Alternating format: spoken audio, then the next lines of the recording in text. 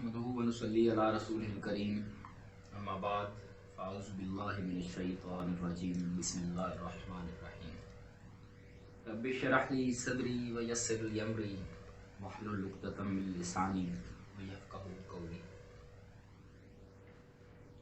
سابقہ دروس میں تعوذ، تسمیہ اور سورۃ فاتحہ کی فضیلت بیان کرنے کا شرف حاصل ہوا۔ آج کے درس میں سورۃ فاتحہ کے خواص، اس میں بیان کردہ حکمتیں اور آیات کی تفصیل بیان کرنے کی جسارت کروں گا۔ بندہ ناچیز اس قابل تو نہیں، لیکن دعا فرمائیے گا اللہ تبارک و تعالی علم و عمل میں برکت عطا فرمائے۔ سورۃ فاتحہ چونکہ قرآن کریم کا خلاصہ اور حاصل ہے، تو اس میں بہت ساری حکمتیں بیان ہوئی ہیں۔ سب سے پہلی اور سب سے اہم حکمت جو اس میں بیان ہوئی ہے وہ یہ ہے کہ اس میں دعا مانگنے کا اسلوب اور طریقہ بتایا گیا ہے، اور وہ اسلوب یہ ہے کہ جب بھی مانگا جائے، جب بھی دعا کی جائے، جب بھی التجا کی جائے، جب بھی عرض گزار ہوا جائے، تو اس کے لیے سب سے پہلے اس ذات واحد، ذات باری تعالیٰ اللہ رب العزت اللہ جلالہ کی تعریف اور ثنا بیان کی جائے۔ پھر اس کے بعد اپنی عاجزی، اپنی بندگی، اپنی حاجت مندی کو بیان کیا جائے، یعنی اپنی کچھ نہ ہونے اور اللہ کے سب کچھ ہونے کا اقرار کیا جائے، اور نہ صرف زبان سے اقرار ہو بلکہ یقین کامل ہو۔ پھر اس کے بعد مقصود یعنی جو مانگنا ہے وہ بارگاہ رب العزت میں پیش کیا جائے، یعنی کیا مانگا ہے، کس سے مانگا ہے اور کیسے مانگا ہے۔ اور کرنے پر پتہ چلتا ہے کہ یہ سب صورت میں بیان کیا گیا ہے۔ پھر ایک اور قیمتی نکتہ کہ جب بھی اللہ سے مانگا جائے تو بات صرف اپنی نہ کی جائے بلکہ خود کو سب میں شامل کر دیا جائے، یعنی یہ نہیں کہ میں تیری عبادت کرتا ہوں، میں تجھ سے مدد مانگتا ہوں، بلکہ اسلوب یہ بتایا گیا کہ ہم تیری عبادت کرتے ہیں اور ہم تجھ ہی سے مدد مانگتے ہیں۔ اس سورت کی ابتدا میں جو سب سے پہلی بات تعلیم فرمائی گئی وہ یہ ہے کہ پہلے خود کو تمام قسم کے شرکوں سے پاک کر کے پھر معاملہ اللہ کے ساتھ کیا جائے، اور اس بات کا اظہار اس سورت کے پہلے لفظ الحمد سے ہی ہو جاتا ہے، یعنی تمام طرح کی تعریفیں، تمام طرح کی خوبیاں، تمام کمالات، جو کچھ بھی ہے سب اللہ کے لیے ہے اور صرف اللہ کے لیے ہے، یعنی خوبیاں، کمالات، تعریفیں، بڑائیاں سب کی سب حمد کے ساتھ الف لام کے اضافے سے خاص کر دی گئی، اور خاص اللہ تعالیٰ کی ذات کے لیے کر دی گئی۔ جب بھی ہم عموماً کسی کی تعریف کرتے ہیں، کوئی صحت مند ہے تو صحت کی تعریف کرتے ہیں، کوئی طاقتور ہے تو اس کی طاقت کی تعریف کرتے ہیں، کوئی حسین ہے تو اس کے حسن کی تعریف کرتے ہیں، کوئی عالم ہے تو اس کے علم کی تعریف کرتے ہیں۔ دراصل یہ تعریف اس کی نہیں ہوتی، بلکہ اس سے یہ چیز، یہ وصف عطا کرنے والی ذات کی تعریف کی جا رہی ہوتی ہے، کیونکہ تعریف کا حقیقی حقدار اور سزاوار صرف اللہ تعالیٰ کی ذات ہے۔ وہ خوبی تصویر کی نہیں بلکہ مصور کی ہے، کمال مصور کا ہے، بڑائی مصور کی ہے، تعریفیں تمام کی تمام مصور کے لیے ہے۔ کائنات میں جس کے پاس جو کچھ بھی ہے وہ صرف اللہ کا ہے، سب خوبیاں صرف اللہ تعالیٰ کے لیے، سب کمالات صرف اللہ تعالیٰ کے لیے.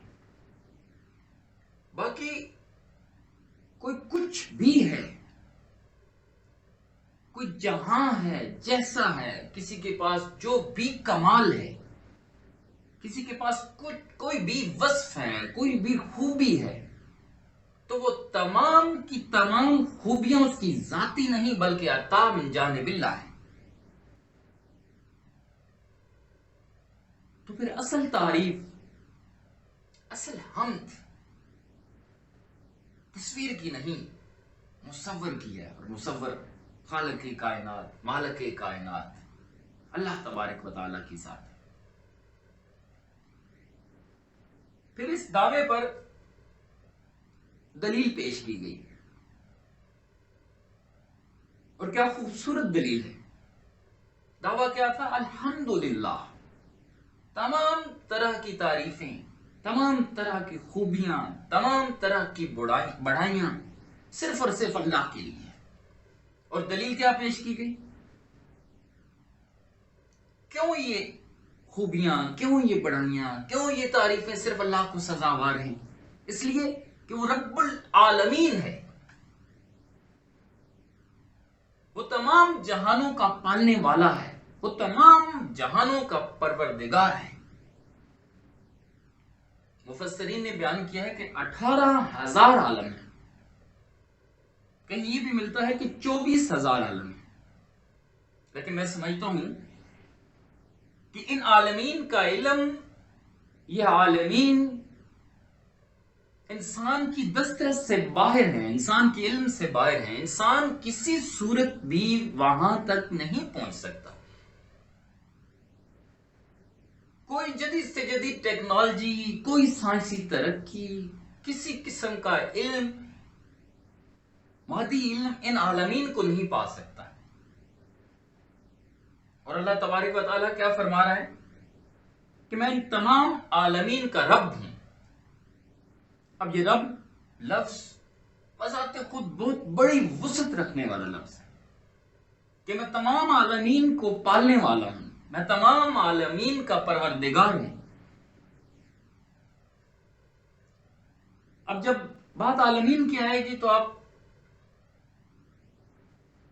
کے لیے میں عرض کرتا چلوں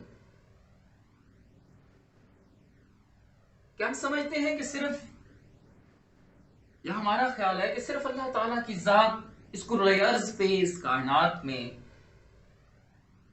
جتنی جاندار چیزیں ہیں اللہ تعالیٰ ان کو رزق دے رہا ہے. لیکن ایسا نہیں ہے. ہر چیز کی، ہر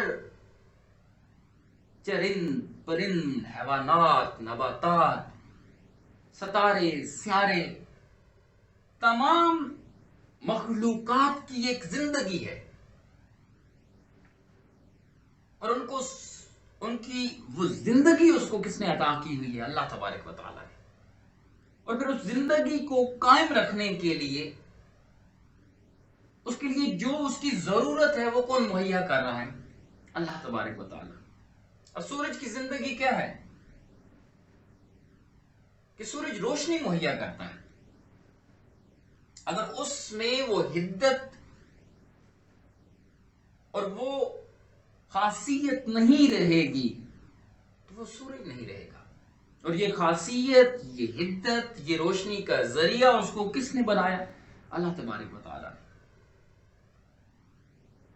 اسی طرح تمام مخلوقات اپنے اپنے مقصد پہ لگی ہوئی ہیں، اپنے اپنے کام پہ، اپنے اپنے عمل پہ جو اللہ تعالیٰ نے ان کے ذمہ لگا دیا ہے وہ سر انجام دے رہی ہیں. اور اس کے لیے ان کو جو خاص چاہیے وہ کون مہیا کر رہا ہے؟ اللہ تبارک و تعالیٰ کی ذات مہیا کر رہی ہے. تو بہت وسیع مفہوم ہے اس رب لفظ کا، پروردگار لفظ کا، پالنہار لفظ کا. تو حقیقی پروردگار، حقیقی پالنہار صرف اللہ تعالیٰ کی ذات ہے. باقی اگر کچھ ہے تو وہ تمام کے تمام ذرائع ہیں، ان کو اللہ کی ذات نے ہی ہمارے لیے ذریعہ اور سبب بنا دیا ہے. اور وہ رب صرف میرا رب نہیں، صرف آپ کا رب نہیں، صرف ہمارے علم میں جو کچھ ہے، جتنی مخلوقات ہم جانتے ہیں، وہ ان کا رب نہیں، بلکہ وہ رب العالمین ہے، وہ تمام کے تمام جہانوں کا رب ہے، وہ ہمیں معلوم جہانوں کا بھی رب ہے، اور ہمارے لیے ہزاروں کروڑوں کھربوں جہان جو نامعلوم ہے، وہ ان کا بھی رب ہے۔ تو اس پہلے آیت سے الحمدللہ رب العالمین، تمام طرح کی تعریفیں، تمام خوبیاں صرف اور صرف اللہ کے لیے ہے، جو عالمین کا رب ہے۔ تو اس میں ہمیں بہت سارے نکات، بہت ساری چیزیں سمجھنے کی ضرورت ہے، اور بہت ساری قیمتی چیزیں اور حکمتیں ان 4 الفاظ میں بیان کر دی گئی۔ اللہ تبارک و تعالی ہمیں قرآن پاک کو سمجھنے، اس پہ عمل کرنے کی توفیق عطا فرمائے۔ اللہ تبارک و تعالی ہمیں صراط مستقیم سمجھنے، صراط مستقیم پہ چلنے اور صراط مستقیم پہ استقامت عطا فرمائے۔ آج کی اس مختصر ویڈیو میں سورۃ فاتحہ کی تفسیر، جو پورے قرآن کا حاصل اور پورے قرآن کا خلاصہ ہے، نہیں بیان کی جا سکتی۔ انشاءاللہ اللہ تبارک و تعالی نے ہمت و توفیق دی تو شاید اس کے لیے چند مزید ویڈیوز، چند مزید درسوں کی ضرورت پڑے۔ جو اللہ تبارک و تعالی نے توفیق دی تو انشاءاللہ جلد آپ تک مزید درس پہنچائے جائیں گے۔ میرے لیے دعا فرمائیے گا، اللہ آپ کو، مجھے، امت مسلمہ کو اپنے حفظ و امان میں رکھیں، آمین یا رب العالمین۔